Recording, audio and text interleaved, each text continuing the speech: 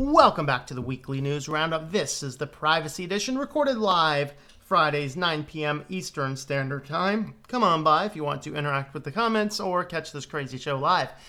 Today, we are highlighting private internet access. If you need a VPN for your various things, in fact, if you stick around to the end of the live show, you'll see on the security news, a VPN actually gets around one of the potential Windows ransomware systems going around right now. Very fascinating. So if you are in need of a VPN, definitely check out private internet access. The link there is on the screen, tlm.li/PIA. tlm.li is my personal in-house link shortener for those curious. And you can also check out switchedtolinux.com/support for the list of all my affiliates and other ways to support this channel.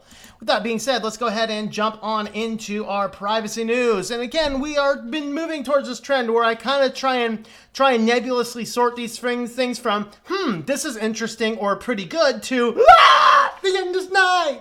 And so to start out on good news, we are starting with good news. Just rest assured that at least here in the United States, Axon, who is the main manufacturer for the police body cams, have said, no, we're not going to put any facial recognition into our cameras.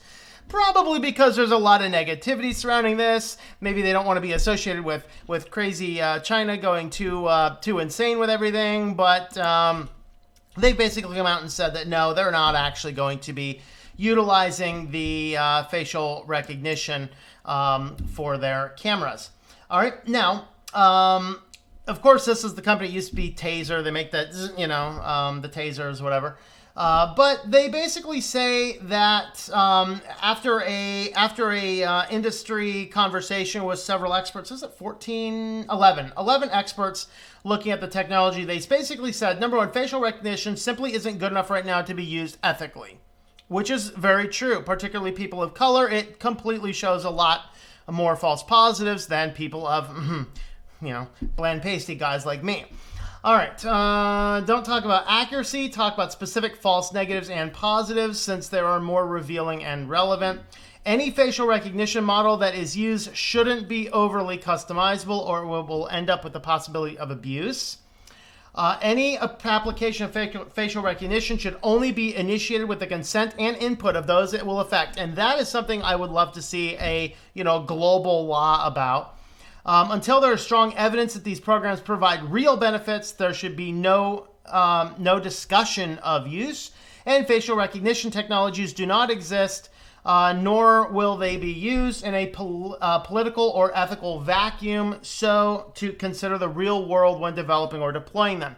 So good on you, Axon, for leaving this nonsense out of your cameras. Of course, the company comes in behind them and goes, we got no scruples, and puts it into their camera systems. That's probably going to be the company that takes over Axon. So I don't know if this is good or bad. It's good news in that this is the primary organization who supplies these body cams for police, and we don't need police running around with facial recognition. All right, we just don't need that. All right, so this is an interesting one, a little bit frightening. The reason this is in my more leaning towards less frightening news is because this actually has to do with targeted people. So basically, this is a security group, Cyber Reason, who has been watching a series of hacker groups getting into your telecom companies, like your Verizon, your AT&T, all T-Mobile, Sprint, and all of these other variety ones. Now, what they're looking at is they're looking at how these hacker groups were getting in and tinkering inside the system, but they were using and specifically targeting individual high-profile people. But once they got into the telecom, they were pretty much able to extract everything, all the metadata, billing information, address information, all that kind of stuff. Everything was easily accessible. And so with that, this is fairly high risk. Of course, every time they were found, they showed back up 6 months later with better or more sophisticated tools. So basically, a bunch of hackers have been inside of these telecoms. Now, what do we have to say about this? I think the biggest challenge here is we need to pass better laws about what data these companies can store. Now, the last I knew, these could have changed, but the last I knew, the best company with regards to data, it would be Verizon, and the worst would be AT&T, because Verizon only stored data, I think it was over 3 years, but AT&T stores data over 7 years. And so if you became a high-profile target on AT&T, there would be 7 years of back data to look for. If you were a higher profile target on Verizon, you would only have 3 years of data to look at. Again, those numbers could have changed. I didn't look up those numbers again, but those were they were last time I was aware. So, a little bit frightening. All right, this is Telegram news, and I'm not sure what I feel about this. Basically, Telegram app is now adding location-flavored extras. So one feature is that if you enable this system inside of your platform, you would get in here and you could, if you were at a rally or a protest or something like that, you could enable this location and instantly be connected to other people at that close by vicinity. Now, the advantage is, of course, you still don't share anything other than your username. That's one of the reasons I like Telegram a little bit better than Signal, is because Telegram, you can set it up with a username so you do not have to share an email address to somebody, so you can communicate with them through the application without a phone number, which always brings in extra levels of security. Versus Signal, you do still need that phone number. It just the messaging information goes through a different platform. But they're adding a variety of these different things. Add nearby people, allowing you to chat with nearby people, see who's nearby. Of course, these are, at least for now, disabled by default, and that's kind of what is going on there. And so with all of that being said, like I said, I don't know what I think about this. I don't like it when these types of apps start doing a lot of things with location data. But at the same time, I understand, because Telegram is used by a lot of, ralliers, protesters, things like that. And so it does make sense that they would implement this type of feature into the system. So I don't know, take it from that what you would like.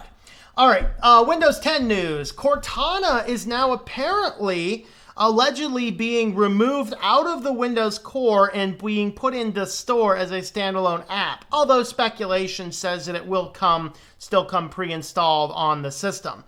This, to me, is a good thing, because the less stuff like this integrating with the system, the better. I would love it if there was an option to completely delete it. Now, I know the last time I used Windows 10, and I think this changed, but I think the last time I used Windows 10, you can now uninstall several of the apps that you used to not be able to. Is anybody using Windows 10 that can confirm that? Let me know. But now Cortana is available in the App Store. Maybe this is just a push because they're making Cortana available for the Mac as well. They're making it available for the Android, for the iPhone. And so maybe this is just part of a greater move, but I like the idea that they are trying to decouple Cortana with the system. And if I needed to use Windows 10, I definitely would not have Cortana installed. It's just too crazy for me. Now, Cortana being taken out, is this like, maybe I should go back and look at Windows 10 again? No, not a chance. Sorry, Windows 10. You shot yourself in the foot as far as I'm concerned. I won't be using you. And now on to our featured story here. Alphabet's new Sidewalk Labs unveils its high-tech city within a city plan for Toronto. Any of you Torontoans or Canadians up there, you can kind of see what's going on. All right, so basically they are saying, so Sidewalk Labs is the Google, it's Alphabet. I use Google, of course, because everyone knows who Google is. Not as many people know who Alphabet is.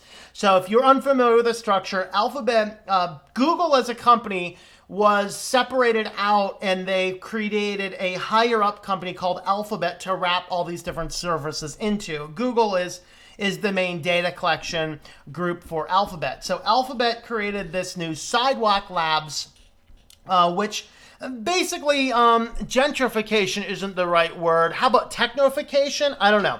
They basically found a spot of Toronto that was, really bad, high crime, whatever else, bought the whole section, which I think was originally starting with only like 12 or 15 acres or something. But once the plan was released, they're like, Oh, it was originally a 12-acre lot. And people are like, okay, Google can do something. Well, when the plan was originally released, like, actually, we would kind of like 350 acres.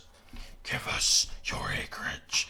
But with that being said, they released the plan, and it's like a 1,500-page plan detailing all of their individual things. They want to have 10 new buildings consisting of thousands of new residential units. Now, this is interesting. As I saw commentary, I want to say it was on Level 1 News, regarding an article we covered last week, which was when Google is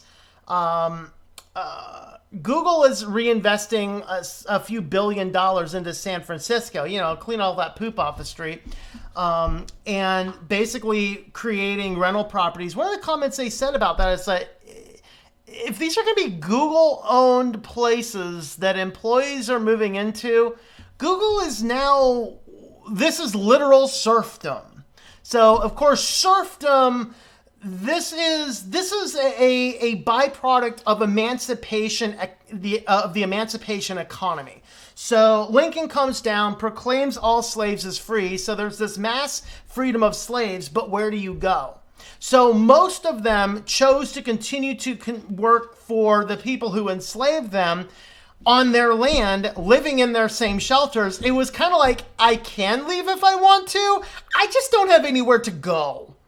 And that was the philosophy, the economic philosophy of serfdom. So basically, serfdom is kind of like where we're at now. We just don't have a specific serfdom tied to an individual entity like Google. We have a general serfdom tied to the corporate banks who own our cars and own our mortgages. You guys did know, by the way, that the reason banks have drive-through windows is so that cars can see the real owners from time to time. All right. But the reality is that when Google's doing something like this, or any other big company comes down and is providing a place to live for their workers, they're kind of becoming serfdom. You get fired from the company, how long is it before you have to vacate? And this kind of becomes a destructive thing, especially if you have to go back and repay that company back for rent. So we're going to give you some money, but you got to give it all back to us for a place to stay. But you don't really have a choice, because if you leave our little serfdom community, now you have to go and make it on your own. And in San Francisco, you know that that's an untenable task. So here we have Google making more property, over 1,000 residential units, which the fact of living in a Google-owned residential unit, that's freaky. All right, so they want to propose to extend the city's light rail systems to serve the new neighborhood. All right, I don't see an issue with that. Redesigning the streets to reduce car use and promote biking and walking. Okay, maybe. But now, of course, we don't have a car. Now we're completely reliant on, again, your infrastructure. Sounds like slavery to me. Installing public Wi-Fi in addition to other sensors to collect urban data to better inform housing and traffic decisions. All right. De-anonymize data for traffic decisions, when and how to change the lights, red, yellow, green, blue, pink, yellow, whatever. Okay.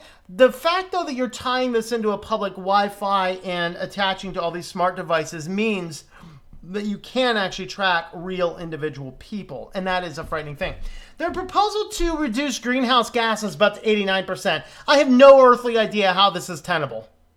I mean, I don't see the life of the citizen changing radically enough that that's actually a tenable thing. We'll look into it a little bit more. So building a new Canadian headquarters of Google on the western edge. So right on the edge, you will have the giant oversighting factory. Kind of like if you've ever driven through Wyoming on I-80, you might have passed through a town called Sinclair. Of course, named after the oil refinery, because Sinclair is nothing more than a town about 5-10 miles away from Rawlins that only serves its purpose to house the people who work at the factory, which is an oil refinery. So you're driving down and you see a giant oil refinery, and there's this little third world neighborhood that in the center of it all is this giant factory. That's what it's going to be like. This overshadowing lordship. Like a castle, we are in serfdom. Welcome to serfdom, Toronto. So that's kind of what their plan is. They have this, and I did not actually... Okay, this is actually their website. I do not have this in the article list. Hopefully I get it there and I don't forget. So this is actually their website, sidewalktoronto.ca. So you can come over here and a new approach for inclusive growth. Wow. So creating a projected 44,000 direct jobs, $4.2 billion in annual economic impact by 2014. A climate positive district that cuts greenhouse gases. Let's see about what they're doing here. All right, so global model achievement, reduce carbon emissions, improve... How? I'm sorry, guys. It costs a lot of carbon to live. I have no idea how they're going to be trying to do this. Energy efficient building designs, digital management tools,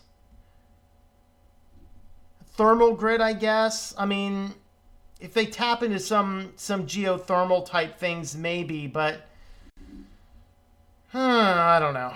I don't see that happening. But I don't know. So here, an affordable, inclusive community with 40% of units at below market rate. Serfdom. Bueller. Here's actually their plan. You can download the whole document directly from their system. So if you are in the area here, oh, look at this. It's such an inclusive. Let's see. You know, for being inclusive, I'm not seeing any white guys on here. I thought they were talking about being inclusive. That's right. White guys don't matter. I forgot. Anyway, that's kind of Google's plan. I'll leave you to download the document. If you actually come to the website, you can download the document here. This is, again, at sidewalktoronto.ca in case I forget to put it in the news list. All the rest of the articles are in the link down below. So what do you think? Are you a Canadian? Are you a Torontoan? Does this excite you or terrify you? Let me know in those comments down below.